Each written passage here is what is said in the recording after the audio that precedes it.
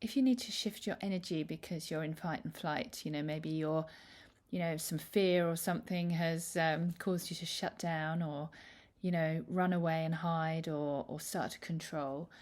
And if you just feel like you can't get out of it, you can't really, change your behavior, it's just spiraling, you can try an energy shift. And it can feel really good when you do that. And it might not stay. You might, get it and then it goes, but you can kind of, once you've got it, you can kind of go back to it. So it does take a little bit of inner work. You've got to do some meditation, breath work, mindfulness. You need to find some ways to calm your system down. So if you're in fight and flight, just try and get a little bit out of it, a little bit closer to that ventral, connected, flowing state. Try and connect into yourself. And it doesn't really matter if it works 100%. It doesn't matter if you just do a little bit at a time. A little bit is better than, where you were. And it's a kind of a gradual process, it can be. And I think it's often more beneficial to do things in quite a gradual way. So chip away at it a little bit at a time. But I think it's really important to go inside, have a root around, see what is really going on. Where is the fear or the panic coming from? See if you can connect to it a little bit. And because we don't want to deny it or push it away, we want to be able to be with it, and that's what starts to calm our nervous system down. The quickest way to kind of shifting out of a if we've got some tightness or stuckness or something inside of us, that the quickest way to help us kind of create a shift inside is to just be with it.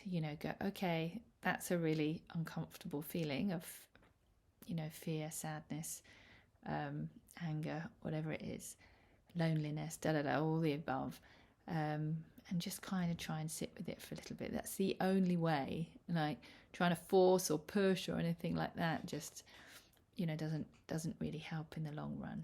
So try and be with it, try and understand it a bit more, inquire into it a little bit. Where did it come from? How does it feel? That's the most important one. You've got to feel the feelings. You can't heal if you can't feel. So that's important, that kind of inner work first.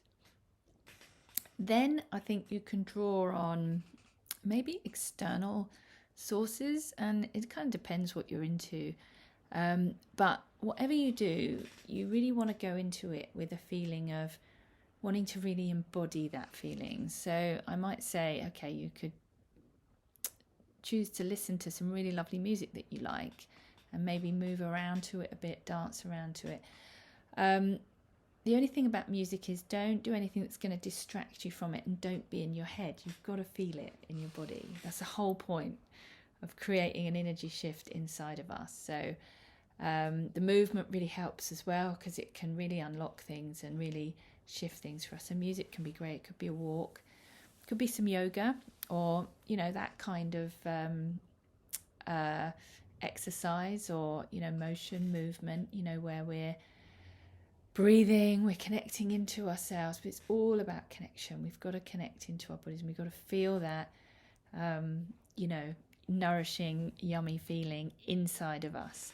Could be walking in nature, you could be go and hug some trees, or walk barefoot on the grass, or sit on the grass and really feel that connection to Mother Earth, to the energy in the plants, in the trees, in the grass. That's a really beautiful way. Or connect with an animal. If you have pets, they can be just a really connecting with a living thing is a really great external way to, create a good feeling in ourselves. Yes, we can talk to someone, but talking tends to be a lot in our minds, and we really want to bring this feeling. We've got to create the energy shift inside ourselves. So, do your meditating and inner work just a little bit. Take it gently. Be really kind to yourself.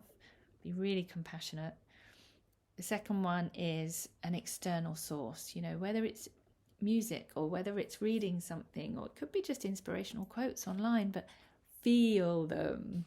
and connection with an animal, or the grass, the trees, or I don't know, you could be doing magic. You might like to read a tarot card, or you might want to do some rituals, or spells, or whatever, just whatever it is that kind of gets you feeling a different kind of shift. There's all kinds of amazing stuff. I know when I got taught how to do a virtual fire ritual, there was no fire involved. It was all kind of written down and everything, but that kind of thing really, really works for me. Or you might be lucky enough to go and do a real fire ritual, which it's also symbolic and helps us to create these shifts in ourselves. But you could also just journal, write stuff down, inquire into it, and it's just about creating that inner shift inside. But it sometimes needs something quite practical, or something that we can really connect to, that's tangible, and feel that feeling inside, in our chests, in our bellies, in our hips and pelvis, wherever it is, but feel that goodness, that good feeling that could be an old memory. Actually, you can do that. You can go back to how did I feel, or how do I want to feel in a situation, embodying that feeling of when you're at your most kind of in your connected flow state.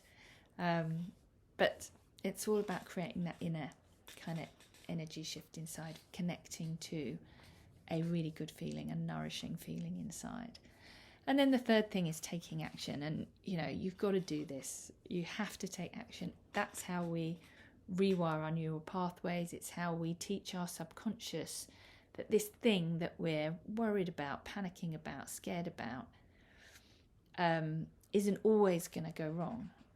So if something bad has happened to us in the past and it's gone wrong, the only way to change that is to put ourselves out there and try it again. Really, really important, this one, because that's how we change our patterns and our behaviours, because we have to reteach our system that, we are going to trust again. We're going to love again. We're going to do that scary job interview, or that scary presentation, or, whatever it is, whatever that is freaking us out and panicking us. But you don't want to just do the big thing necessarily straight away. You want to take little steps. It could be that you ask for some help with the presentation. It could just be that you talk to your partner about the scary thing and let them know that you're really scared and that you just want to talk about it and you want them to listen. Whatever those things are, just find some small steps. And then I did when I was doing a course, a program at one point, I committed to taking action every day. And I was quite scared about that, showing up. How am I going to show up for myself and put myself out there? And I did quite small things. And then once I started to see the impact of those things, and I went back to each of one and went, okay, I did that, what happened? And sometimes it was just very small shifts. But once I started to notice those things and do those things, then, to be honest, it sort of became a way of life. And whenever I find myself really stuck, I think about what little actions can I take to get me to take eventually bigger actions and not be so freaked out about what's happening. So be gentle, whether it's in the meditation, in the magic-y bit, or the action bit. Do what you feel you can do, but keep doing it. It's that, positive momentum, and keep moving forward. That really shifts it. And that energy shift, when it comes, it might just come for a moment, or for half an hour, and then go, and you go back into negativity. But that's such a celebration, right? Because you can do it. So go back and do it and build that practice into your life. It's actually quite life-changing, and we need that energy shift to manifest anything. We just can't do it just by pushing and making things happen. We can't just do it just by meditating, and we certainly can't just do it by doing magic. It's got to be the kind of three things together. But anyway, give it a try. Let me know how you got on.